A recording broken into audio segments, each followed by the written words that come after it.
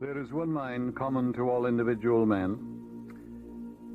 They are merely two spheres of activity within one mind. There are not two minds. Your conscious mind is the reasoning mind. It is that phase of mind which chooses, weighs, dissects, analyzes, investigates, scrutinizes, comes to conclusions and decisions. For example, you choose your books, your home, your partner in life. You make all your decisions with your conscious mind. On the other hand, without any conscious choice on your part, your heart is kept functioning automatically, and the process of digestion, circulation, and breathing are carried on by your subconscious mind through processes independent of your conscious control. Your subconscious mind accepts what is impressed upon it, or what you consciously believe. It does not reason out things like your conscious mind. It's a one-track mind. It does not argue with you controversially. Your subconscious mind is like the soil, which accepts any kind of idea, good or bad. Your thoughts are active and might be likened unto seeds. Negative, destructive thoughts continue to work negatively in your subconscious mind, and in due time will come forth into outer experience which corresponds with them. Remember, your subconscious mind does not engage in proving whether your thoughts are good or bad, true or false, but it responds according to the nature of your thoughts or suggestions.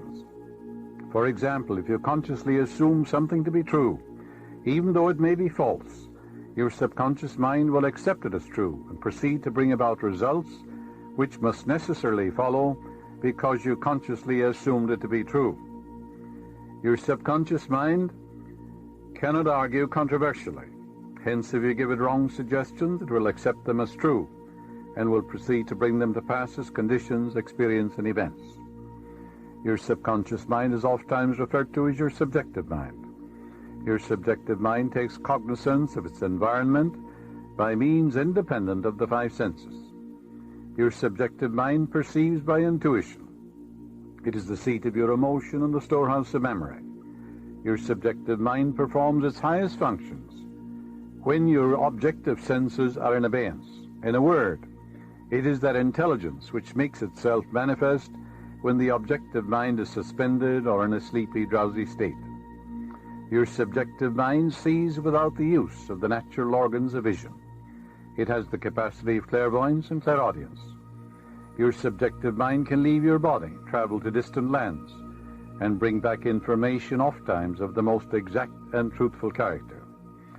Through your subjective mind, you can read the thoughts of others, read the contents of sealed envelopes and closed safes. Your subjective mind has the ability to apprehend the thoughts of others without the use of the ordinary objective means of communication. It is of the greatest importance that we understand the interaction of your objective and subjective mind in order to learn the true art of prayer. When your conscious and subconscious mind function harmoniously and peacefully, when they work together in unison and in harmony, the result of that is harmony, health, and peace, and joy, and happiness.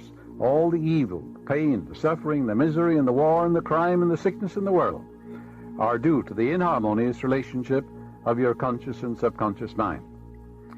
Remember, we said your subconscious is impersonal, non-selective. In the Bible, it says the husband is head of the wife. The husband in the Bible is your conscious mind, and the wife is called the subconscious in the Bible. That's not true from a literal standpoint, but it's true psychologically only. Your subconscious is controlled by your conscious mind. It's amenable to suggestion and controlled by it. So the wife, your subconscious, is subject to the man or to the mind, and conscious mind in all things. That's true psychologically only. Whatever your conscious mind, remember, feels to be true, your subconscious accepts. Your capacity to imagine and feel, and your freedom to choose the idea you will entertain, gives you power over all creation. Do not dwell on the imperfections and shortcomings of others, or their frailties, or their derelictions. Why? Because whatever you think and feel about another, you create in your own mind, body, and circumstances. Ask yourself, would I like to live with what I'm thinking and wishing for the other?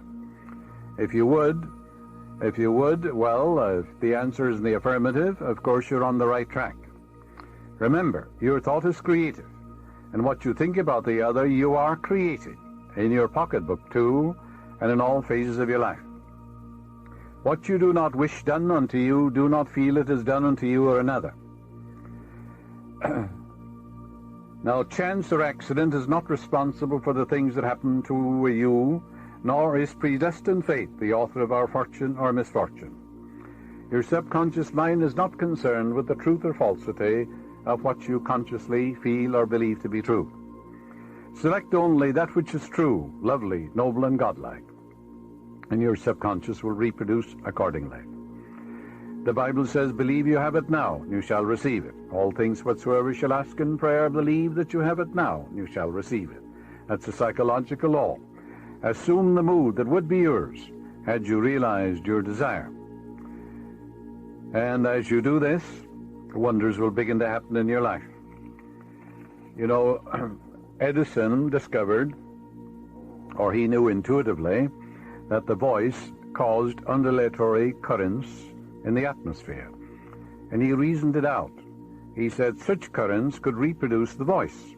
The idea came to him that inasmuch as your voice produced waves, that these waves would reproduce that voice. That's believing you have it now and you shall receive it. So he developed a phonograph. The idea came from his subconscious mind. Your subconscious is your friend, seeks to heal you, to restore you. If someone is presenting you with a phony deal, there's something within you that warns you. That's your subconscious mind prompting you. Its intimations, urges, promptings, murmurings are always life word. It seeks to heal you if you cut yourself, if you burn yourself. It seeks to reduce the edema, gives you new skin and tissue. If your child is very sick and you're completely exhausted and you think about waking up to give the medicine to your child at 2 or 3 o'clock in the morning, it'll wake you up, no matter how tired you are, exactly at 2 o'clock to minister to your child. Its tendency is always lifeward. Electricity, Edison knew, was produced by friction. Reverse it. Friction, in turn, produces electricity. Edison knew the transformation of forces. He knew that transformation of force, that the force is reversible. Heat produces mechanical motion. Mechanical motion produces heat. Cause and effect, action and reaction. These are cosmic and universal. Pray believing that you already possess what you pray for. Yes, and it will come to pass. This is the law of inverse transformation.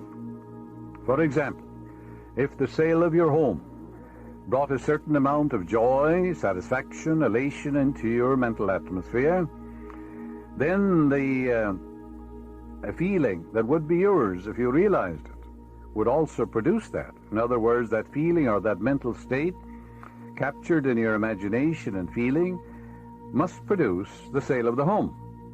Because if the sale of the home, actual sale of it, brought a certain joy and satisfaction to you, then reverse it.